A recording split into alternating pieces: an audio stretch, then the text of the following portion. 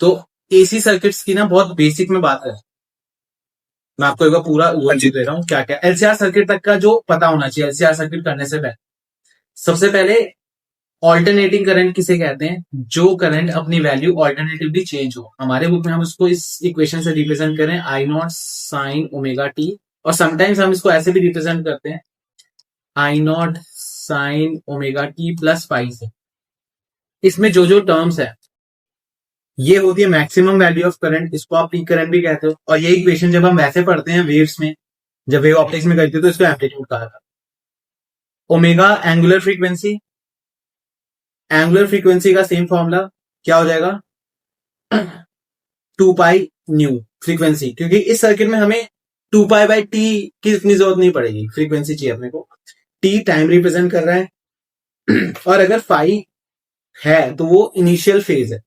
Initial phase भी कह सकते हैं इसको और फेज डिफरेंस भी कह सकते हैं। फेज डिफरेंस कैसे बनेगा, सपोज एक करंट है I is equal to 3 sine 314 T, और दूसरी इक्वेशन है I is equal to 4 sine 314 T plus pi by 2। तो इसमें इन दोनों करंट में एम्पलीट्यूड्स अलग अलग है। एक करंट का पीक वैल्यू, पीक करंट या maximum value of current 3 ampere, एक में 4 एम्पियर। एंगुलर फ्रीक्वेंसी 314 दोनों में सेम है। फेज डिफरेंस पाई बाय 2 का, यानी कि ये वाली करंट 90 डिग्री पहले से स्टार्ट हुई है। अब 90 डिग्री पहले से स्टार्ट होने का मतलब समझो, इस करंट की अगर मैं इक्वेशन बनाता हूँ, सॉरी ग्राफ ड्रॉ करता हूं, तो it will be something like this, है ना। साइनोसाइडल बनेगा, साइन की इक्वेशन है, मैक्सिमम वैल्यू 3 पे है और मिनिमम वैल्यू -3 पे है। और इस करंट की अगर बनाऊं तो मैक्सिमम और मिनिमम वैल्यू 4 होगी, बट ये ग्राफ कहां से स्टार्ट होगा +90 से। तो +90 साइन की 90 डिग्री कितनी होती है 1 होती है, तो ग्राफ मैक्सिमम से स्टार्ट, इसकी मैक्सिमम वैल्यू +4 और मिनिमम वैल्यू -4। अंडरस्टूड ना डिफरेंस? हाँ जी। ये तो हो गई करंट की बेसिक बात। अच्छा, ऑल्टरनेटिंग करंट के बारे में जो बताया था, ऑल्टरनेटिंग इन नेचर, इसका बहुत सिंपल सा एग्जांपल समझो। एक आपको करंट वर्सेस टाइम ग्राफ दिया गया है ऐसे, और एक करंट वर्सेस टाइम ग्राफ दिया हुआ है कुछ ऐसे। इनमें से एसी करंट कौन सी है और डीसी करंट कौन सी है? एसी पहली वाली होगी, दूसरी वाली पहली वाली क्यों नहीं? क्या? तो ऑल्टरनेटिंग वर्ड का बेसिक मतलब क्या हुआ कि करंट की वैल्यू नेगेटिव साइड, मतलब कि करंट की डायरेक्शन चेंज हो रही है सर्किट में। अगर एक सिंपल सा सर्किट लिया आपने ऐसे, इसमें आप अगर एक डीसी करंट लगाते हो, डीसी सोर्स लगाते हो, तो करंट एक ही डायरेक्शन में फ्लो करती रहेगी। बट अगर आप इसी सर्किट में एसी सोर्स लगाते हो, एसी का सिंबल होता है, तो करंट एक बार इस डायरेक्शन में जाएगी, इस डायरेक्शन में, और उसके बाद करंट अपोजिट डायरेक्शन में जाएगी, तो करंट की डायरेक्शन ही चेंज हो जाती है। तो एसी को फिगर आउट करने का इजीएस्ट वे है कि नेगेटिव कंपोनेंट होना चाहिए। नेगेटिव कंपोनेंट का मतलब हुआ कि करंट की डायरेक्शन चेंज होती है। इसमें कोई नेगेटिव कंपोनेंट नहीं है, तो ये डीसी है। किस टाइप का डीसी है? आप इसको फ्लक्चुएटिंग डीसी बोल सकते हो, बट है डीसी, क्योंकि एसी नहीं है। सिंपल सी बात, इसका नेगेटिव साइड ठीक है। ये एसी है। Okay, moving on. अब 3 मेन पार्ट्स हैं जिसके अक्रॉस आपको ऑल्टरनेटिंग करंट लगानी है। पहला तो हम एसी सर्किट्स की बात कर रहे हैं। एसी सर्किट्स में सबसे पहले आएगा एसी थ्रू रजिस्टर। एक रजिस्टर लिया ऑफ वैल्यू आर, इसके अक्रॉस हमने एक एसी सोर्स लगाया। एसी सोर्स में क्या लगा रहे हैं, वोल्टेज की बात कर रहे हैं, E is equal to E naught sine omega t. ये हमने एसी वोल्टेज लगाया यहाँ पे। अब हमें हर बार वोल्टेज से स्टार्ट करना है, करंट की वैल्यू फिगर आउट करनी है। तो इसमें जब आप करंट फिगर आउट करोगे तो आपकी करंट की इक्वेशन आएगी I is equal to I not sine omega T. कहां से आएगी? दोनों साइड आर से डिवाइड कर देना, ई बाई आर, आई हो जाएगी और E naught by R I naught हो जाएगा। अब इक्वेशन को रिलेट करो, equal to E naught sine omega T और I equal to I not sine omega T, तो दोनों ही इक्वेशंस में ओमेगा टी के साथ कुछ एक्स्ट्रा नहीं आया, ना प्लस पाए ना माइनस पाए या प्लस पाए बाय 2, ऐसे कोई एक्स्ट्रा टर्म नहीं आई है, फेज डिफरेंस नहीं आया। तो हम इसमें ये कहेंगे कि current and voltage are in same phase. अब सेम फेज अगर आपने स्टेट कर दिया तो इसके बाद आपको 2 चीजें और पता होनी चाहिए। एक ग्राफिकल रिलेशनशिप। ग्राफिकल रिलेशनशिप मतलब आपको दोनों का ग्राफ ड्रॉ करना है। तो सपोज ये हमारी एक्स एंड वाई एक्सिस है जिसका हम रिस्पेक्टिव वैल्यू डिनोट कर रहे हैं विद रिस्पेक्ट टू टाइम। अगर मैं करंट की इक्वेशन, करंट का ग्राफ ऐसे दिखा रहा हूं, तो वोल्टेज का ग्राफ भी बिल्कुल इसी तरीके का बनेगा, सेम फेज। कम या ज्यादा वैल्यू हो सकती है उनकी एम्पलीट्यूड के हिसाब से, पर ग्राफ सेम बनेगा। ये होता है सेम फेज। दूसरी चीज आपको पता होनी चाहिए, phasor diagram. Phasor diagram are basically vector representation of this type of graphs. Phasor diagram, अब फेजर डायग्राम में क्या बनाओगे? सबसे पहले वोल्टेज का देखो, E is equal to E naught sine omega t. ये ओमेगा टी आपको पता ना कोई एंगल ही है, थीटा है, कोई ना कोई साइन के अंदर है क्यों। तो ये लाइन बनी, ये वाला एंगल ओमेगा टी, किसका? वोल्टेज का। अब मुझे करंट का बनाना है, करंट भी सेम एंगल पे है, ओमेगा टी पे ही है। तो करंट वाला जो एरो है वो बिल्कुल ओवरलैप करेगा ई को, बिकॉज वो भी सेम एंगल। आपको बस ई और आई सेम जगह डिपेक्ट करना पड़ेगा। सिंपल है। हाँ जी। नेक्स्ट आता है एसी सर्किट्स में एसी अक्रॉस इंडक्टर। अब आपने एक इंडक्टर बनाया, इसके अक्रॉस एसी सोर्स लगा दिया। इंडक्टेंस की वैल्यू एल, वोल्टेज हमने वही वाली लगाई है, is equal to E naught sine omega t. इसमें जब आप करंट फिगर आउट करोगे, इसकी एक छोटी सी डेरिवेशन है जिसमें करंट की वैल्यू आएगी I is equal to I not sine omega T minus 5 यानी कि करंट 90 डिग्री पीछे है। और करंट पीछे हुए को आप ऐसे भी याद कर सकते हो कि वोल्टेज आगे है। तो एक छोटा सा एक्रोनिम आईपीएल, इंडक्टर में पोटेंशियल लीड करता है। कैपेसिटर वाला भी एक्रोनिम बनेगा सीसीएल, कैपेसिटर में करंट लीड करती है, इंडक्टर में पोटेंशियल लीड करता है। और ये दोनों ही एक्रोनिम्स लीड वाले हैं, लैग वाले नहीं है। Okay okay. तो आई इज इक्वल टू, अर्श आप साथ के साथ नोट करते जा रहे हो? हाँ जी। I equal to I not sine omega T minus 5/2, यानी कि करंट 90 डिग्री पीछे आएगी इसमें। तो अब इसका ग्राफ कैसा बने? ग्राफिकल रिलेशनशिप के लिए अगर आप करंट को ऐसे रिप्रेजेंट करते हो, नहीं पहले वोल्टेज को रिप्रेजेंट करो, क्योंकि वोल्टेज 0 से स्टार्ट हो रही है। अब करंट 90 डिग्री पीछे है। पीछे मतलब कि जहां पे ग्राफ इसका पीछे जा सकता था 90 डिग्री, वहां से इस करंट की वैल्यू स्टार्ट होगी। तो पहले आप पॉइंट्स लगा लो कि पॉइंट्स क्या क्या बनने चाहिए। ठीक है, अगला पॉइंट कहां बनेगा? यहाँ पे, फिर यहाँ पे, फिर यहाँ पे और यहाँ। और जब पॉइंट्स आप लगा लोगे फिर आप ग्राफ को प्लॉट भी कर दो। तो ये हो गया साइन का ग्राफ जो 90 डिग्री पीछे चल गया। कुछ तो गलत बना है इसमें, कुछ नहीं, बहुत ज्यादा गलत बना है। रुको, ये पॉइंट यहां पे आना चाहिए था, फिर यहां पे, फिर यहां पे। समझ गए? 90 डिग्री पीछे ही कर रहे हैं ना। हाँ जी। तो ये ऐसे, फिर बेटा मैं पॉइंट्स देखो कैसे गलत लगा रहा हूं, क्योंकि मैंने ग्राफ गंदा बनाया। फिर से बनाओ।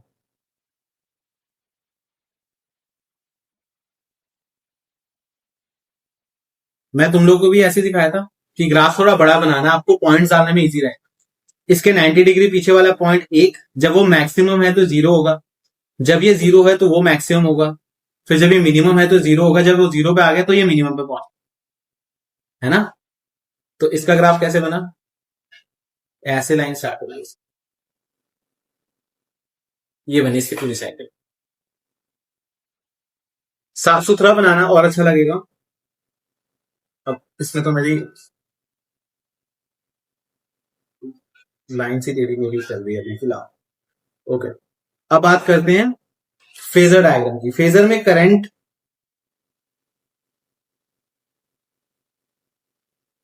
फेजर में करंट पहले वोल्टेज ड्रॉ करोगे ओमेगा टी एंगल पे। अब हमें ओमेगा टी में से 90 डिग्री माइनस करना है, क्योंकि current is omega T minus 5/2। तो इससे 90 डिग्री नीचे करंट का ग्राफ प्लॉट होगा। आपको यह एंगल शो करना है कि ये 90 डिग्री। सॉर्टेड है।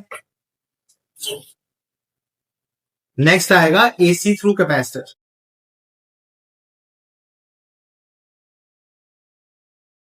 या कैपेसिटिव सर्किट ओनली, जिसमें सिर्फ कैपेसिटर लगा।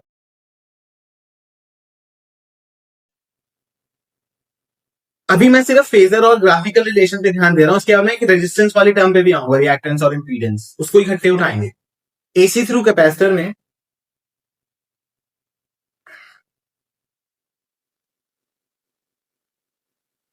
कैपेसिटर की वैल्यू है कैपेसिटेंस सी, वोल्टेज हमने सेम यूज करी ई नॉट साइन ओमेगा टी।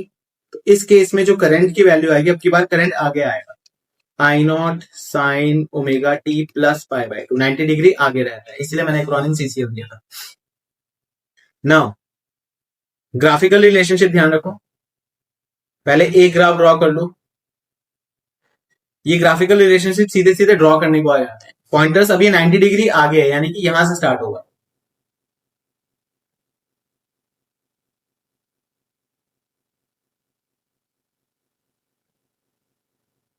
तो जैसे कॉस का ग्राफ था बेसिकली यही बनेगा, क्योंकि साइन 90 प्लस थीटा भी कॉस थीटा ही होता है।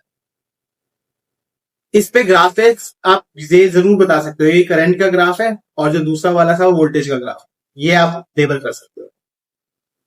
फेजर डायग्राम भी, पहले वोल्टेज ड्रॉ करो E at an angle omega T, अब इससे 90 डिग्री आगे करंट ड्रॉ करो।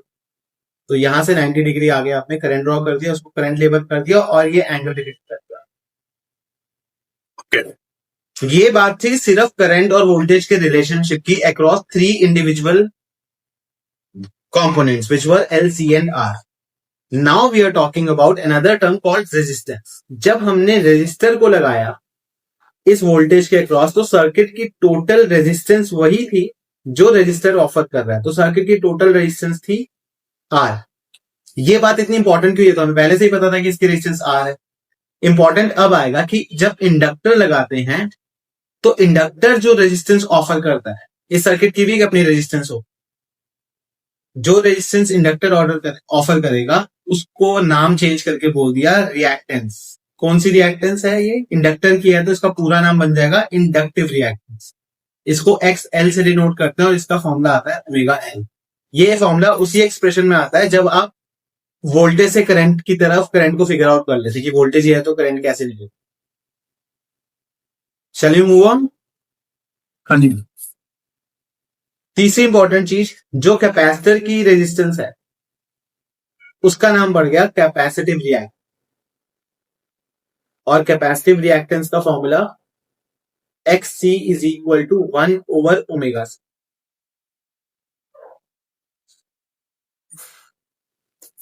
है रेजिस्टेंस, नाम चेंज है तो इसकी जो ऐसा यूनिट होगी वो भी ओम्स में ही हो। Understood? Same is the case with XL. अब एक्सएल और एक्ससी के बारे में एक इंटरेस्टिंग चीज, आपको एक क्वेश्चन आता है, draw graphical variation of R XL and XC with respect to frequency. Frequency के साथ इनका क्या ग्राफ बनता है। तो रेजिस्टर का फॉर्मूला, रेजिस्टेंस का फॉर्मूला, अच्छा बाई चांस अगर मैं रेजिस्टेंस को रेजिस्टिव रिएक्टेंस बोलूं तो that would not make sense, क्योंकि रिएक्टेंस वर्ड का मतलब होता है रेजिस्टेंस। तो रेजिस्टेंस की रेजिस्टेंस को बोलने का कोई सेंस नहीं बनता, तो रेजिस्टेंस ही बोलते, उसको सिंपल आर। नाउ रेजिस्टेंस का कोई और फॉर्मूला है ही नहीं इसमें, तो मतलब resistance is independent of frequency. तो graph would be like this, R इधर, R would be constant with change in frequency. अब क्वेश्चन ये एक छोटा सा बीच में राइज हो रहा है कि हम रेजिस्टेंस का ग्राफ फ्रीक्वेंसी के साथ बनाए क्यों रहे हैं, हमें क्या जरूरत है। क्योंकि जो आपने करंट की इक्वेशंस ली है, वोल्टेज की इक्वेशन ली है, I is equal to I not sine omega t, omega होता है 2 पाई न्यू, यहां पे आगे फ्रीक्वेंसी प्लस फाई और वॉट एवर फेज डिफरेंस। तो ये जो करंट और वोल्टेज हैं ये दोनों ही सीधे सीधे फ्रीक्वेंसी पे डिपेंड करते हैं कि वैल्यू फ्रीक्वेंसी के साथ चेंज हो। And that is why we were thinking कि क्या रेजिस्टेंस की भी वैल्यू चेंज होगी फ्रीक्वेंसी के साथ। तो इस पर्टिकुलर रेजिस्टर की तो नहीं होगी, लेकिन जब हम बात करते हैं एक्सएल और एक्ससी की, जैसे कि एक्सएल की बात करें फ्रीक्वेंसी के साथ, एक्सएल का फॉर्मूला क्या था, ओमेगा। ओमेगा को क्या लिख सकते हैं, 2 पाई, हाँ जी, 2 पाई न्यू एल। तो आपको ये पता चल गया कि XL is directly proportional to frequency. तो ग्राफ कैसा बनना चाहिए, स्ट्रेट लाइन इंक्रीजिंग। हाँ जी। लास्टली जब हम एक्ससी की बात करते हैं, इस side एक्ससी which is resistance of capacitor, इधर फ्रीक्वेंसी, और एक्ससी का फॉर्मूला होता है 1/ओमेगा c विच इज 1/2π/µc। यहां से आपको पता चल गया कि capacitive reactance is inversely proportional to frequency. अब इनवर्सली प्रोपोर्शनल वाला ग्राफ कैसे बनता है? ऐसे, ठीक है। हाँ जी। एक लास्ट बात और, ये तो हो गए ग्राफ। कैपेसिटर के ऊपर एक अलग से क्वेश्चन आता है कि वाई कैपेसिटर्स ब्लॉक डीसी, क्यों ब्लॉक कर देते हैं डीसी को, यानी कि डीसी को कैपेसिटर अलाउ ही नहीं करता, क्योंकि डीसी करंट, यहां पे हमने देखा था कि डीसी क्या होती है, जो नेगेटिव साइड जाती नहीं, यानी कि डीसी की फ्रीक्वेंसी हो गई 0। फ्रीक्वेंसी हो रही है कि कितनी बार पॉजिटिव साइड कितनी बार नेगेटिव साइड जा रही है एसी, बट डीसी करंट तो जाती नहीं है नेगेटिव साइड, तो उसकी फ्रीक्वेंसी 0 हो गई। तो frequency of DC is equal to 0। अब कैपेसिटर कितनी रेजिस्टेंस देता है उसका फॉर्मूला अभी आपने पढ़ा, 1/2π/µc, 1/ओमेगा c। न्यू की वैल्यू 0 पुट कर दो तो कैपेसिटिव रिएक्टेंस कितनी आ गई? इनफाइनाइट। हाँ जी। So basically capacitor offers infinite resistance to DC current, so capacitor blocks DC. Okay. Simple है। हाँ जी। मूविंग ऑन, अब आपने एक एक करके सारे कंपोनेंट्स के क्रॉस एल सी और आर के क्रॉस आपने एक एसी सर्किट, एसी सोर्स लगाया, उसमें आपने करंट की वैल्यू देखी विद रिस्पेक्ट टू जो भी वोल्टेज की वैल्यू थी। नाउ हम तीनों को इकट्ठे लगा रहे हैं एक सर्किट में, जिसे हम एलसीआर सर्किट कहते हैं। तो एलसीआर सर्किट पे एक लगा दो इंडक्टर, एक लगा दो कैपेसिटर और एक रेजिस्टर। इसमें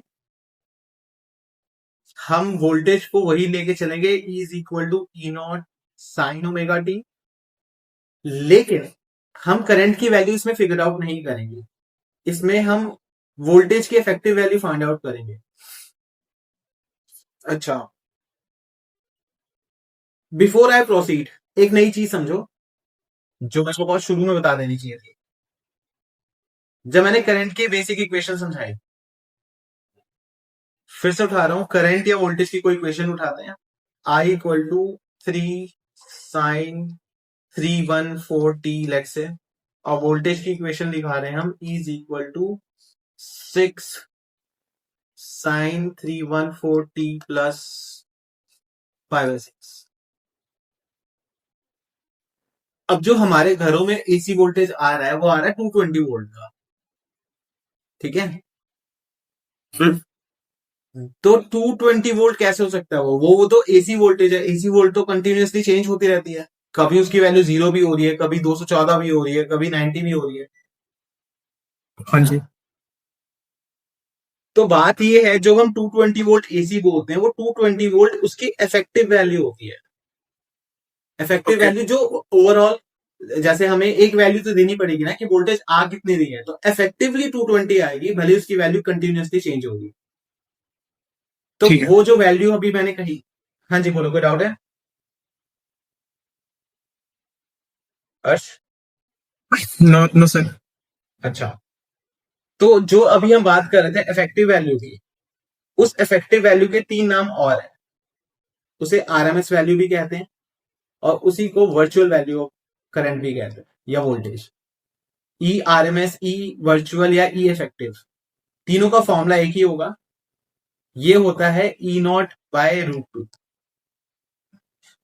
एक होती है मीन या एवरेज वैल्यू, मीन या एवरेज वैल्यू। अब इसको समझो, मीन या एवरेज वैल्यू,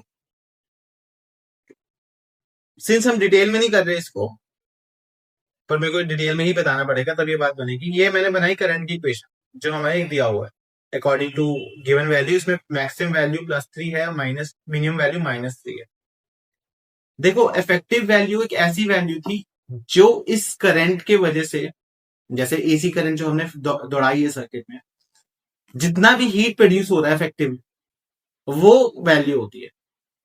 इसी बात को फिर से कहूं, हमारी करंट की वैल्यू है 3 साइन 314, यानी कि ये जो करंट है 0 से 3 तक की सारी वैल्यूज प्रोसेस करती है, 1 भी है, 1.1 भी है, 2.5, 2.8, 3 तक की सारी वैल्यूज है। हमें इनमें से एक ऐसी वैल्यू चाहिए थी, एक फिक्स वैल्यू, एक कांस्टेंट वैल्यू, जो एग्जैक्टली वही काम करे जो एसी कर रहा है। दैट मीन्स हम एक सर्किट से ये एसी हटाना चाहते हैं और इसकी जगह हम लगाना चाहते हैं एक डीसी, लेकिन करंट वो हो उसमें जो करंट एग्जैक्टली वही काम करे जो एसी वाली करंट कर रही थी। अंडरस्टूड? तो वो एक कांस्टेंट वैल्यू होती है। मैं अभी भी इफेक्टिव वैल्यू की बात कर रहा हूं। तो वो जो कांस्टेंट वैल्यू है वो क्या काम करने वाली है, वो सर्किट में उतना ही हीट प्रोड्यूस करेगी जो एक डीसी करंट कर पाएगी सेम वे। या डीसी वाली जो कांस्टेंट वैल्यू है हमारी इफेक्टिव वैल्यू, वो उतना ही हीट प्रोड्यूस करेगी जो कंप्लीटली एसी, ये जो पूरी इक्वेशन है पूरा मिलके 1 मिनट में किसी सर्किट में जितना भी हीट प्रोड्यूस करी, इसमें भी उतना ही हीट प्रोड्यूस करेगी। खैर, तो इफेक्टिव वैल्यू का ये मतलब हुआ कि सेम हीट जनरेट होता है किससे, जो हमारी कांस्टेंट वैल्यू है वो किसी सर्किट में उतना ही हीट जनरेट करते हैं जितना कि एसी करते हैं। और एवरेज वैल्यू में होता है कि एक ऐसी कांस्टेंट वैल्यू जो सर्किट में उतना ही चार्ज सेंड करे जो एक नॉर्मल एसी सर्किट भेजे। सिंपल है लास्ट की 2 लाइन। तो इफेक्टिव वैल्यू हीट के बेसिस पे निकलती है और मीन या एवरेज वैल्यू निकलती है चार्ज के बेसिस पे। अब सिंस ये चार्ज के बेसिस पे बनती है, इसीलिए यहां पे एक छोटा सा इश्यू आ गया। ये 0, ये टाइम इंटरवल था t/2 और ये टाइम इंटरवल है t।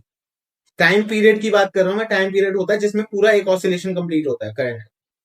तो 0 से अगर t तक की मैं बात करूं तो जितना चार्ज सर्किट में फॉरवर्ड साइड भेजा गया उतना ही चार्ज सर्किट में अपोजिट साइड वापस भेज दिया गया। तो इसीलिए मीन करंट की वैल्यू या एवरेज वैल्यू विल बिकम 0। कब से कब तक? अगर मैं टाइम इंटरवल यूज करूं 0 से t तक का। लेकिन अगर मैं 0 से t/2 तक का टाइम इंटरवल यूज करूं तब हमारे पास सिर्फ और सिर्फ ये वाली वैल्यू बचेगी, इतनी इक्वेशन बचेगी। इतने पार्ट में से कोई ना कोई कांस्टेंट वैल्यू आ जाएगी और उसका फॉर्मूला बनता है 2/πi0। ये है मेन वैल्यू या एवरेज वैल्यू की फॉर्मूला और ये है आरएमएस का फॉर्मूला। ये फॉर्मूले दोनों ही फॉर्मूले वोल्टेज और करंट दोनों के लिए वैलिड। दैट मीन्स अगर मेरे को आई आरएमएस चाहिए तो I0/√2, अगर मेरे को ई एवरेज चाहिए तो 2/πe0। अंडरस्टूड? ई नो, ई की अगर ई एवरेज चाहिए 2/πi0। अगर हमें करंट की एवरेज वैल्यू चाहिए, अगर वोल्टेज की एवरेज वैल्यू चाहिए तो 2/πe0।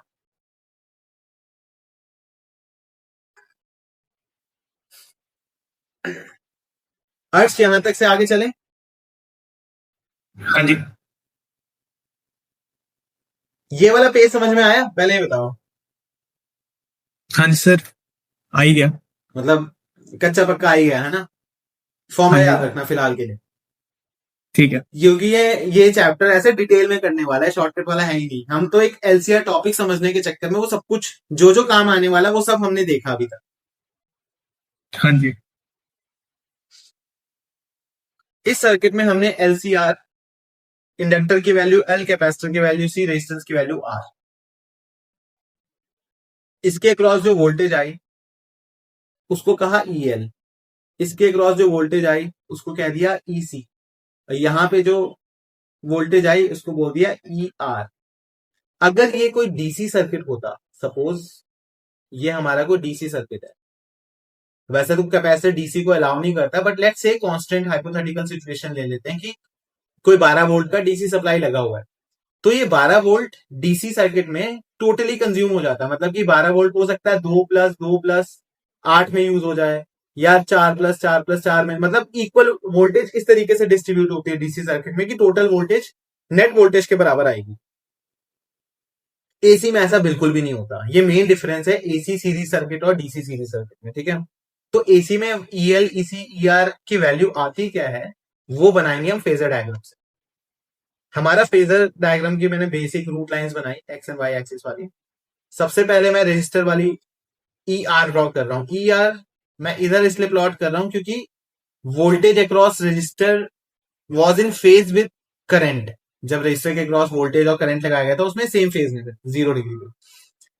फिर मैं इंडक्टर वाला ड्रॉ कर रहा हूं ऊपर, क्योंकि इंडक्टर में वोल्टेज 90 डिग्री आगे था, तो ये बन गया मेरा E L. This was E R. और इंडक्टर के केस में वोल्टेज 90 डिग्री पीछे था, तो नहीं सॉरी, कैपेसिटर के केस में वोल्टेज 90 डिग्री पीछे था, तो ये बन गया मेरा ईसी। अब ईएल और EC, voltage across inductor, voltage across capacitor, exactly opposite direction में। दैट इज वाई इनका जो इफेक्टिव रिजल्टेंट आ जाएगा वो इस डायरेक्शन में आ जाएगा। जो बड़ा है बड़ा माइनस छोटा है, ऐसा कुछ नहीं कि ईएल ही बड़ा होगा। इस केस में मैंने मान लिया कि ईएल बड़ा था इसी से, इसलिए मैंने ईएल माइनस ईसी किया है। हो सकता है तुम्हारे क्वेश्चन में ईसी बड़ा हो, तो तुम्हारा ईसी माइनस ईएल बनेगा नीचे की साइड। इसको कंप्लीट करो तो net voltage in the circuit है ये ई, जो हम थोड़ी देर पहले मैं जिसको ई आर एम एस बोल रहा था या इफेक्टिव बोल रहा था, वो ये वो वोल्टेज है, effective voltage in the circuit E. तो ई की वैल्यू ऐसे निकलेगी, अंडर रूट इसका स्क्वायर प्लस इसका square, under root E R का square plus E L minus E C का स्क्वायर। ये है क्या, ये हमारी सबकी इफेक्टिव वैल्यू है individual, E R E L और ईसी ये आरएमएस वैल्यूज या इफेक्टिव वैल्यूज है cross R L and C. जो ई है ये वाला, ये ई सिर्फ effective value of the entire circuit. अब मेरे को यहां से अगर करंट निकालनी हो तो इसको करंट के फॉर्मेट में लिख दो।